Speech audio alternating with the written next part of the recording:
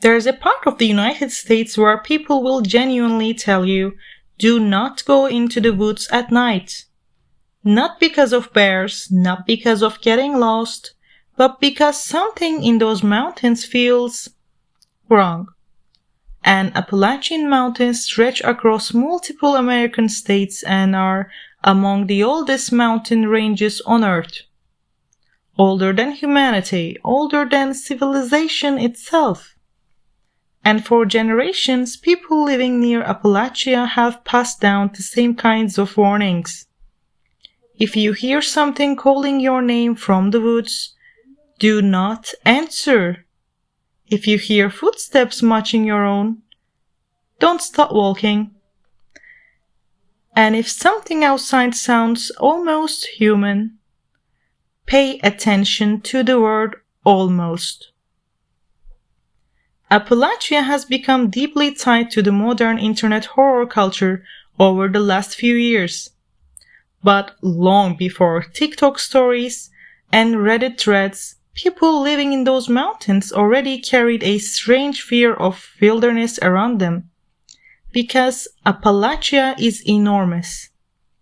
Dense forests, fog-covered hills, abandoned mining towns, miles of wilderness where a person could disappear without leaving much behind. And people have disappeared there. A lot of people. Over the years, countless stories emerged from hikers, campers, hunters, and local residents. Stories about hearing voices deep in the woods when nobody else was around. Stories about figures standing silently between trees at night.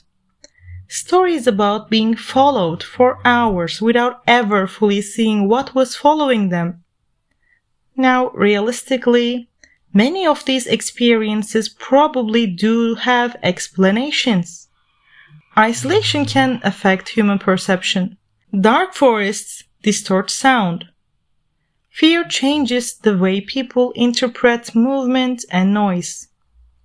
Being alone in the wilderness at night can make even normal things feel terrifying. But some stories remain deeply unsettling anyway. One of the most famous recurring themes in Appalachian folklore involves mimicry.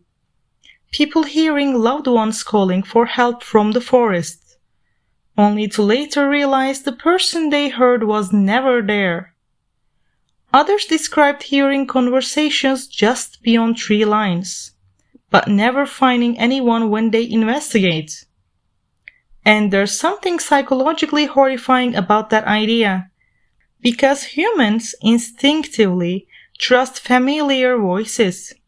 If somebody you love sounds scared, your brain immediately wants to respond, which is exactly why so many Appalachian warnings specifically tell people not to answer voices from the woods after dark.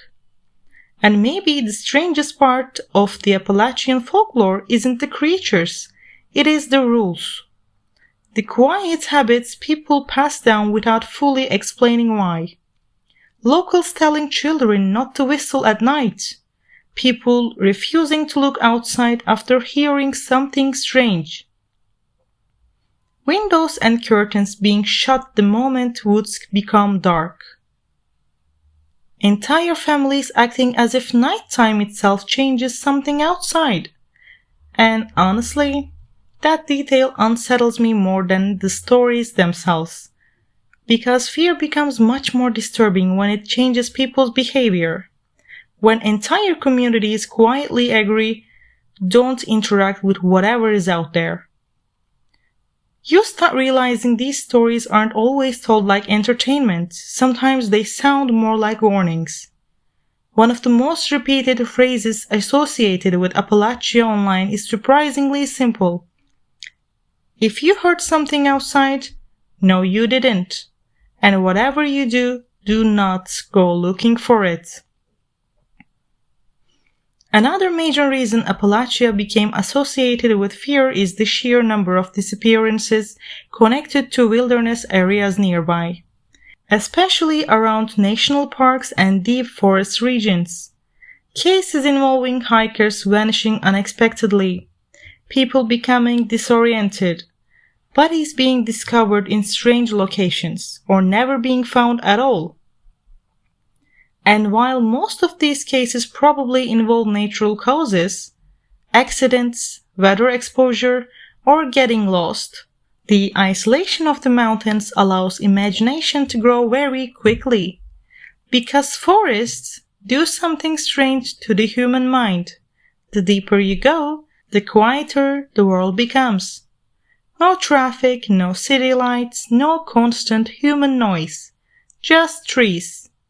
And eventually, your own thoughts stop feeling comforting. Appalachian folklore is also heavily influenced by generations of oral storytelling.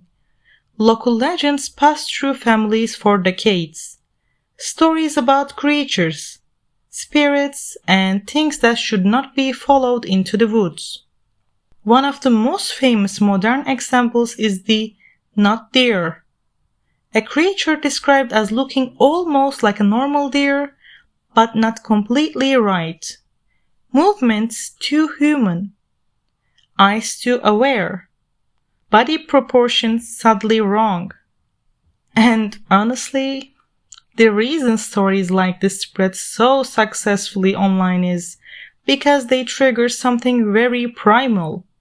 Humans are naturally disturbed by things that look familiar, but slightly incorrect. Something pretending to be normal, almost succeeding, but not fully. There are also countless stories involving abandoned Appalachian towns, especially former mining communities slowly reclaimed by nature. Places where buildings collapse into the forest, roads disappear, and entire communities seem frozen in time.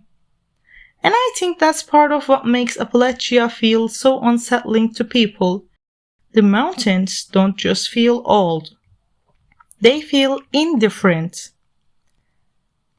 Like human beings were never supposed to stay there permanently. Even today, locals often speak about the mountains with a strange level of respect, not always fear, respect. As if the woods are something alive that should not be challenged carelessly.